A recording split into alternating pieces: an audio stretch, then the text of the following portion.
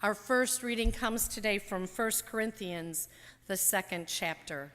Listen for God's word as it comes to us afresh. When I came to you, brothers and sisters, I did not come proclaiming the mystery of God to you in lofty words or wisdom, for I decided to know nothing among you except Jesus Christ and him crucified. And I came to you in weakness and in fear and in much trembling. My speech and my proclamation were not with plausible words of wisdom, but with a demonstration of the Spirit and of power, so that your faith might rest not on human wisdom, but on the power of God. Yet among the mature we do speak wisdom, though it is not a wisdom of this age or of the rulers of this age who are doomed to perish. But we speak God's wisdom, secret and hidden, which God decreed before the ages for our glory. None of the rulers of this age understood this, for if they had, they would not have crucified the Lord of glory. But as it is written, what no eye has seen, nor ear heard, nor the human heart conceived, what God has prepared for those who love him. These things God has revealed to us through the Spirit, for the Spirit searches everything, even the depths of God. For what human being knows what is truly human except the human spirit that is within? So also, no one comprehends what is truly God's, except the Spirit of God. Now we have received not the spirit of the world, but the Spirit that is from God, so that we may understand the gifts bestowed on us by God. And we speak of these things in words not taught by human wisdom, but taught by the Spirit, interpreting spiritual things to those who are spiritual. Those who are unspiritual do not receive the gifts of God's Spirit, for they are foolishness to them, and they are unable to understand them because they are spiritually discerned. Those who are spiritual discern all things, and they are themselves subject to no one else's scrutiny. The word of the Lord. Thanks be to God. Our second scripture reading, it comes from the book of Deuteronomy, chapter 11, verses 18 to 21. If you have anybody who's, any Jewish friends, these words are very, very important to those who are in the Jewish faith. God speaks and says, "You shall put these words of mine in your heart and soul, and you shall bind them as a sign on your hand and fix them as an emblem on your forehead.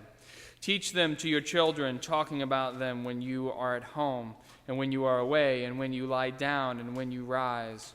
Write them on the doorposts of your house and on your gates, so that your days and the days of your children may be multiplied in the land that the Lord swore to your ancestors to give them, as long as the heavens are above the earth." The word of the Lord. Thanks be to God. So today we are continuing on with our Conversation Sermon series. And as usual, we are beginning each day with a pre-taped conversation between members of our congregation. And today's subject has to do with excessive information. And if you're wondering what that's all about, you'll find out in a second. So let's listen to what they had to say. Well, we look very good on We look camera, very good on but camera. I don't know any politician that looks good on camera. Yeah.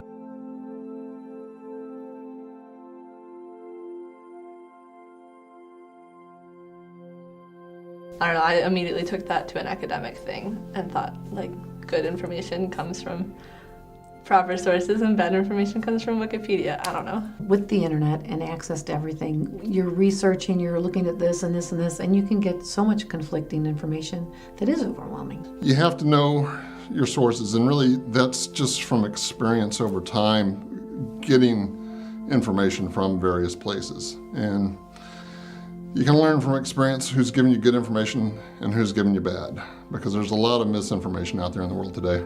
And I think it also has something to do with what you believe in, what your beliefs are. You're going to be more inclined to think good information is something that you agree with.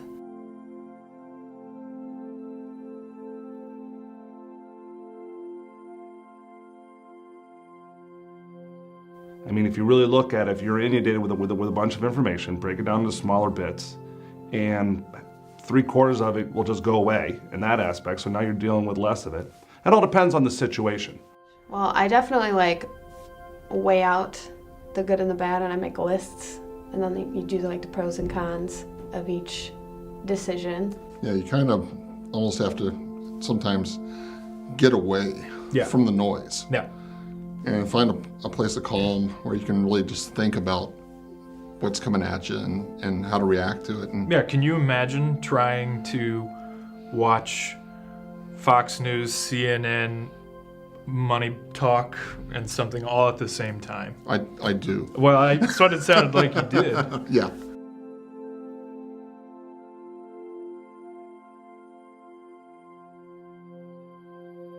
Why are you looking at me? When I disagree, when I'm in a situation where I know it's a disagreement that there's no end to, I agree to disagree. Well, I usually argue, but doesn't everyone? And then you tell them why you think your opinion's better, and eventually, if you don't agree with one another, then you just go your separate ways and have your own opinion on things. I've always, thinking about the years growing up, have been well, of course everyone has their own opinion and I'm not right. But the older I get, the more I realize, wow, I can really be impatient. So when you're around a group or something or when I am, you're realizing you see it very differently. I think you go with what you believe in until you're proven wrong beyond a doubt. Then you really if you don't change at that point, it's kind of crazy. It's okay for people to have different opinions and different points of view, and I'll respect that, and I think you can learn from that too, from each other, if you're willing to listen and hear what each other is saying.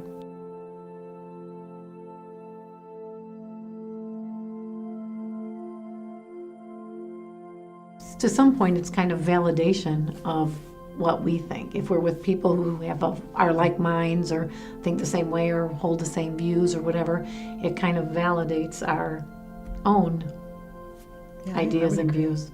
You can get into a deeper conversation with that person because from a basis standpoint, you all agree with all this stuff here. So you don't have to, and then you can start getting through down to areas where you guys, you have the same probably value system, you probably have the same similar upbringings, a lot of similarities. You can really start digging down into deeper conversations with people than you would with somebody who maybe you don't have much in common with. I'm not going to hang out with people as much if I don't agree with them. Yeah, if there's really opinionated people, gosh. I just, nope, thanks.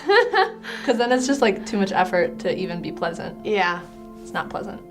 It's easy, really. You're not going to get into a whole lot of conflicts in most cases. The only problem with it, though, is that you might get into a situation of groupthink where maybe there is a dissenting opinion that you didn't think about that's right, and it's going to change your course of action going down the road.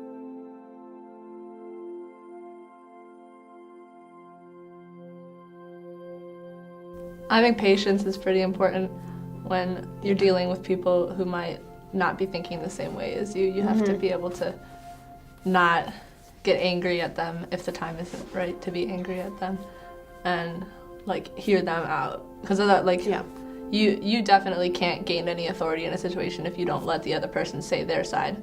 I think you can learn something from everybody, whether or not you agree or disagree with them. You might learn a lot about yourself if you are disagreeing with someone and listening to what they're saying. You can get very boxed or locked into your own thinking, your own view, your own belief, your own stance.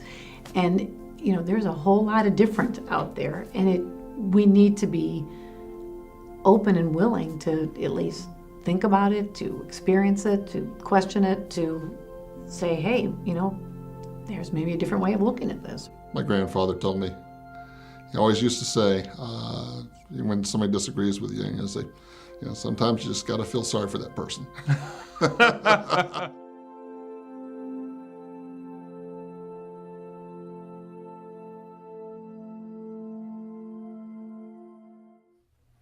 All right, so I want to begin this morning by telling you a story. This story took place on July 24th, 2002.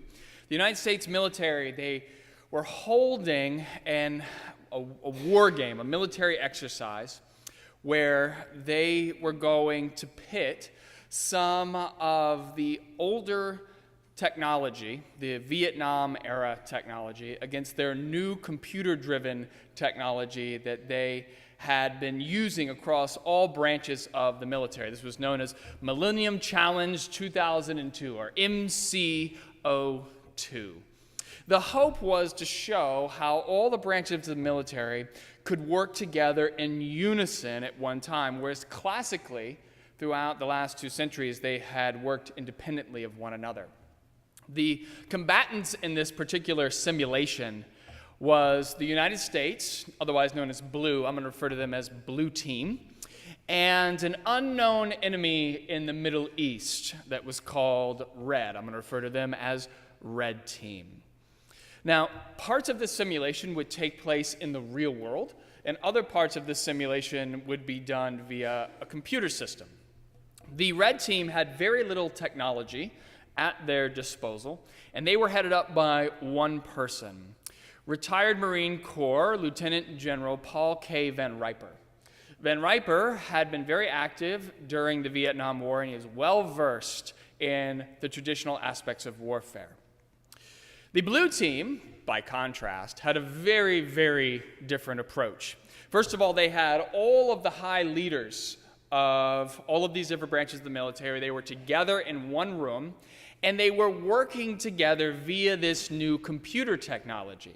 Now, what made this computer technology special is that unlike traditional warfare where humans are working with very limited information, these computers had sensors that allowed them to know the positions and movements of every single player in the game. So clearly, the computer had a distinct advantage over everyone else because it could make decisions via knowing all the variables and factors involved. We're on the same page. Do you understand how it's set up? Okay, so they engage in the battle. It starts off, and the first thing that happens is Blue Team, and which is Blue Team, just so that we know, it's the United States. They issue a demand that the Red Team surrender. Now, Van Riper, he knew that this was a signal that the Blue Team was moving into position. And Van Riper also knew that because they had this computer system, they had a very sophisticated surveillance network. So he decided he was going to use old school tactics to evade all of their sensors. So, for instance, he didn't use any radio communication because he knew that could be intercepted by the computers. And if he needed to get a message to the front line, he would send motorcycles with the message, literally in hand, so that they could tell it to the people on the front line. If he needed a plane to take off to do surveillance or to drop a bomb, he would use these old school light flashes that were used during World War II, these light signals, to tell them when to take off. Now, after the demand for surrender, Van Riper sent out a fleet of boats to see what the positions of everybody was, and then he launched a preemptive strike.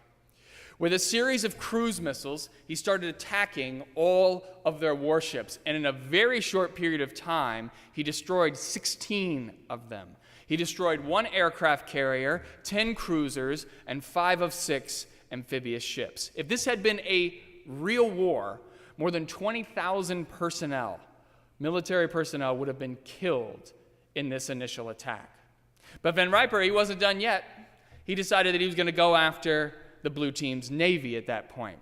And so what he did was he sent out a series of small boats, again, that could not be detected by the sensors because they were so small, and they engaged in a series of conventional and suicide attacks on the Navy. And at this point, the Blue Team had essentially been decimated so much that they had to suspend the war game. They couldn't keep it going anymore because the blue team had nothing left. And so everybody stood back, and by the way, this took like 2 days for him to do this. That was all. They didn't get very far into the war game before they had to stop it. And so they stood back and they said, what happened? How did the blue team lose so badly? They had all of this technology at their disposal. They had all the highest level leaders of the military working together. How did they literally get blown out of the water? And as they examined it, they came to realize that it was the way that they were operating.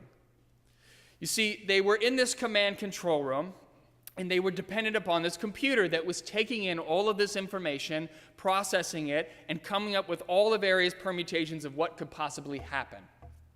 But as we know, Van Riper, what was he doing? He was evading the sensors, so they didn't have all the information they needed. And then when he started attacking, the sensors became overwhelmed.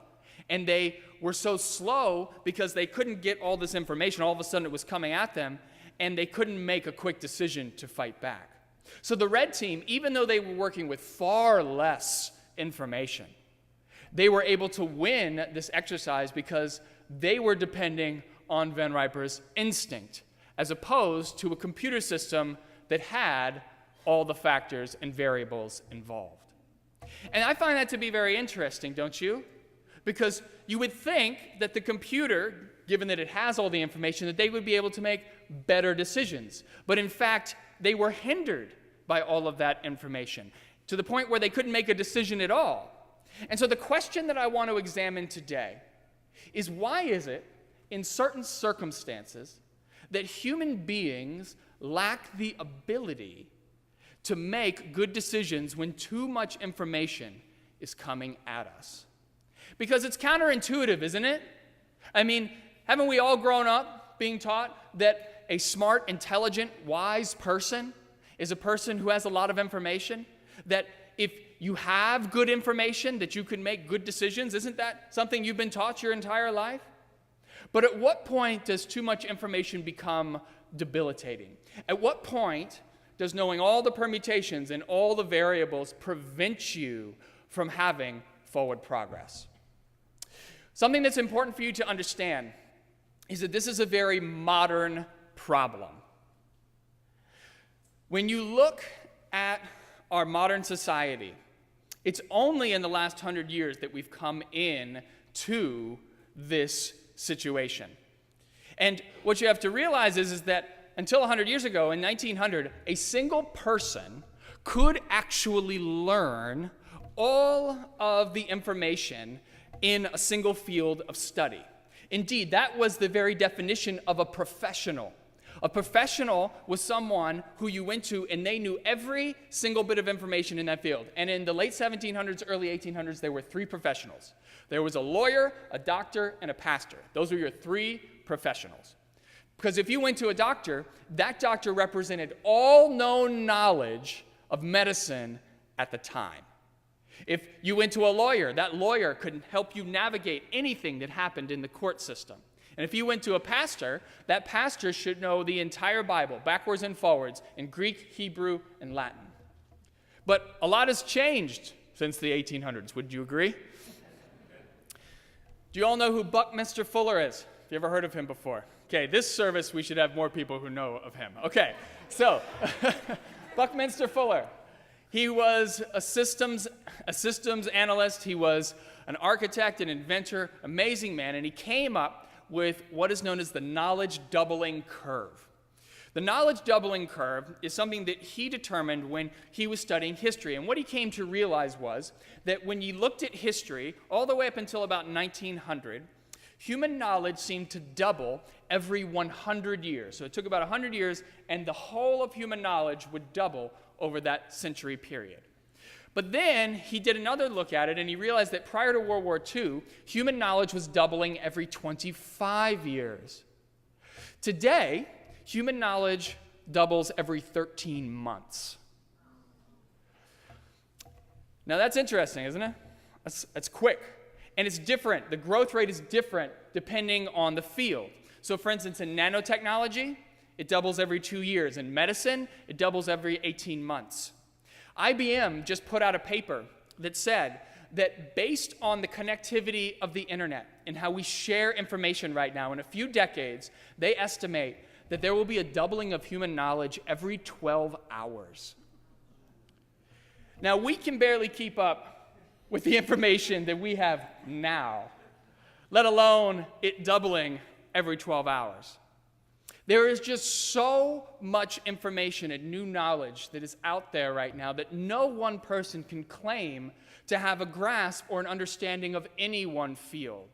What a person can claim to know in a particular field is very narrow and very deep. And this is what we call a specialization, right? Now, that's actually been very beneficial. Let's take the medical field. Back in the 1700s, 1800s, you went to a doctor. That doctor did everything, surgeries, all of it, whether that doctor was good at it or not. And today, let's say you need heart bypass surgery. Who do you go to? You go to a heart surgeon, and that's all that person does. Day in, day out are heart surgeries. And so you know that it's probably going to work out better for you, right? Rather than going to somebody who maybe has only done it 2-3 times or never, which possibly means things aren't going to work out well for you in the long run. But there's a downside to all this specialization, which is that when that's all you know, you may not be looking for other information out there that could be beneficial to you. A heart surgeon isn't going to be up to date on the most active techniques and the most innovative techniques in brain surgery, even if those techniques might be helpful to the practice of heart surgery. There's so much to learn just in heart surgery itself that all that other information out there, even if it's helpful, feels overwhelming. And this is true of so many fields of study. What we find is that there is so much new knowledge out there that we as a society, we are becoming skeptical of new information.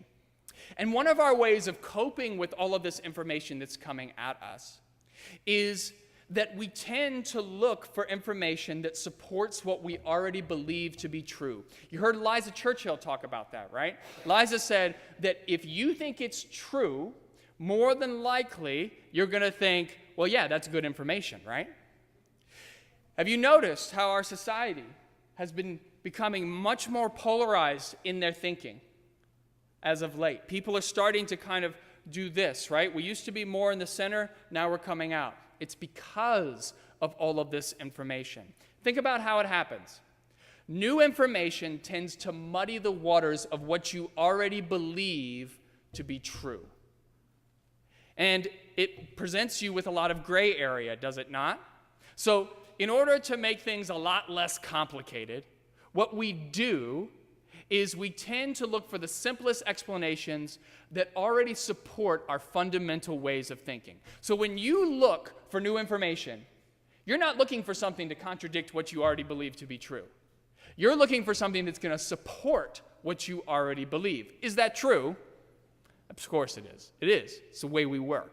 So the paradox of all of this new knowledge that's out there is that even though it should be broadening our horizons, it's not. It's actually narrowing our field of vision to the point where we are less able to think critically about all of the information that we have in our minds. We're able to think less critically about the knowledge in our own brains. The problem with excessive information, and the reason why it actually limits our knowledge database in our brain, is because we lack a sufficient filtering mechanism. We don't know how to know the difference between good information and bad information anymore. And this is not our fault. I want you to realize, think about it. How long have humans been on the planet? Like 100,000 years we've been here? Think about your ancestors. What were they doing 100,000 years ago? They were wandering through a forest, right? They weren't exactly thinking about all the information that's coming at us today. We have not evolved to be able to take in and filter out that much information that's coming to us right now in our present world. And this is exactly why the Millennium Challenge program failed in the way that it did. Think about it. You got all of these high-level leaders, they're in the command control room, and all of a sudden, the sensors go crazy because they're getting attacked, and all this information is coming at them. All of those commanders, they could not take in that information quickly enough to digest it. They are not capable of it. We can't do it. But Van Riper, he was able to do it. Why? Because he wasn't worried about all that information. It didn't matter to him. He was making decisions based on his military experience, based on his instinct. And isn't that how you make decisions? You make decisions based on your instinct. We talked about, well, when you need to learn something, when you need to know something, you go to sources that you trust. You heard Paul Dean talk about that. You go to people who you trust. But there's a problem with that, isn't it? Because if you trust them, more than likely you're biased towards them. That means that person probably agrees with what you already think. Is that true? All right. That is true, isn't it? So, what that means is that person becomes a gatekeeper for you. That person is a gatekeeper who's an expert, right? An expert in a field who says, you should listen to this, you should ignore that. This is really true with news programs, isn't it? Whatever news program you listen to, there's always that word trust somewhere in their slogan, right? Your trusted news source. You've heard it before, right? And what does that mean? That means that if you listen to them, that you trust them to be the gatekeeper for what information you care about and what information you let go of. Now, what does all this have to do with the church? What does all this have to do with Christianity? Well, in the first place, I stand up here every single week, and I have the privilege of speaking to you about Christianity. I am your religious gatekeeper in a big way. Many of you look to me to be the gatekeeper when it comes to religious information that affects your faith. Now, I'm not the only person. We have 3 other pastors in this church besides myself. And I'm sure that many of you listen and read other religious authorities besides me. However, being that I am the head pastor and I preach most of the time, I do have a very privileged position to be able to shape your faith in significant ways. And I want you to know that I take that responsibility very seriously. Every time I write a sermon, it weighs heavy on me that I come to you and that I'm giving you a message that's not about me, but it's for you. And it's about the message that Jesus would want us to hear. This is why we read the entire 2nd chapter of 1 Corinthians. The entire 2nd chapter of it. Do you know what that chapter is about? It's about how Paul is talking about how he came to these people and how he was able to convince them to be part of his movement. And so basically what he says, he goes, when I came to you, brothers and sisters, I decided to know nothing among you except Jesus Christ and him crucified. What does that mean? What that means is he came to him and he said, hey, we're going to follow this guy Jesus and we're going to live like he lived. Well, that's my philosophy. It's pretty simple. That's what I do. Every time I write a sermon, I sit down and I think to myself, how does this get at the heart of how Jesus wants us to live? Regardless of all that other information I tell you about Millennium Challenge 2002, all that stuff. None of that matters as much as how are we going to live differently today than we did yesterday? How are we going to live differently now to be more like Jesus? And if we're going to be more like Jesus, well, we got to think like Jesus. And Jesus was Jewish. And for the Jewish people, they believed that you needed to embody, you needed to live God's word all the time. And this is why we read from Deuteronomy, right? In Deuteronomy it says, you shall put these words of mine in your heart and soul, and you shall bind them as a sign on your hand and fix them as an emblem on your forehead.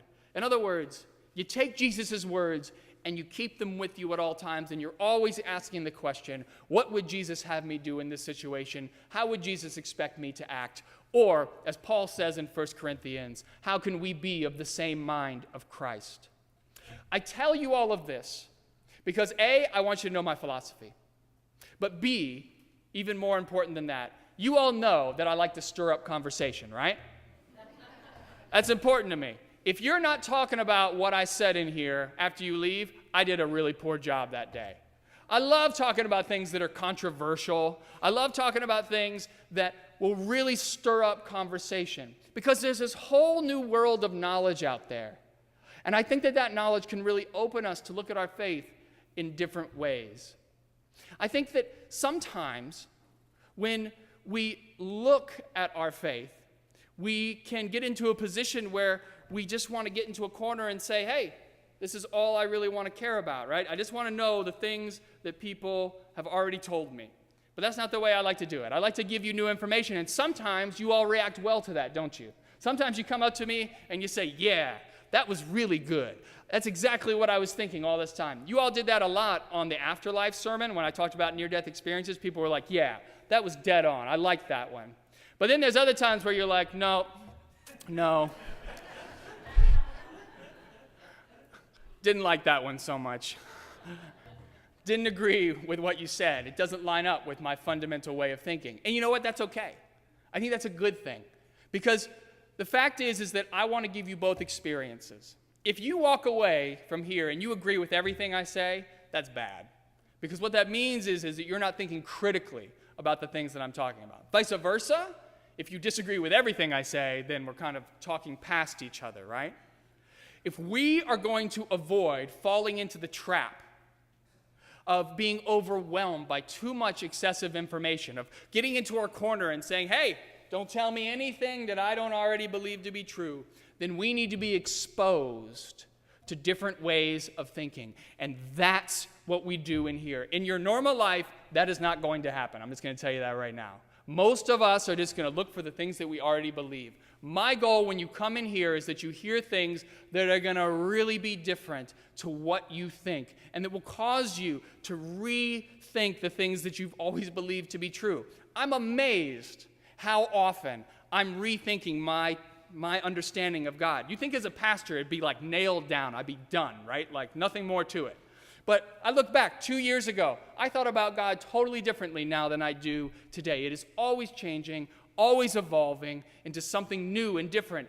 And just when I think I got it, there's some new piece of information that comes along, knocks my legs out, totally rocks my world. And that's what I want to do for you guys, is I want to come in here every week, we reaffirm what we believe to be true in Jesus and his teachings, and then we look at this new world of information, this new world of knowledge, and we allow us to look at our faith in different ways. I hope that you're not scared of this new world of information. I hope that you embrace it, because yes, it's going to cause you to question some of the things you've always believed to be true. And you know what? That might be a good thing. It might be good to let go of some of those things that you've always held on to. But you know what you're going to be left with? Is that much stronger. Because as Paul says, he says, those who are spiritual discern all things. Look at that on the screen. Those who are spiritual discern all things. That is what we are here to do, to discern all things. And I promise you that while I'm at the helm, while I am your religious gatekeeper, that we will work very hard to look at all of this new information, all of these different ways of thinking, all of this new knowledge in the world, so that it can help us improve our faith. That's my commitment to you, and I believe that we're getting there one Sunday at a time. Amen.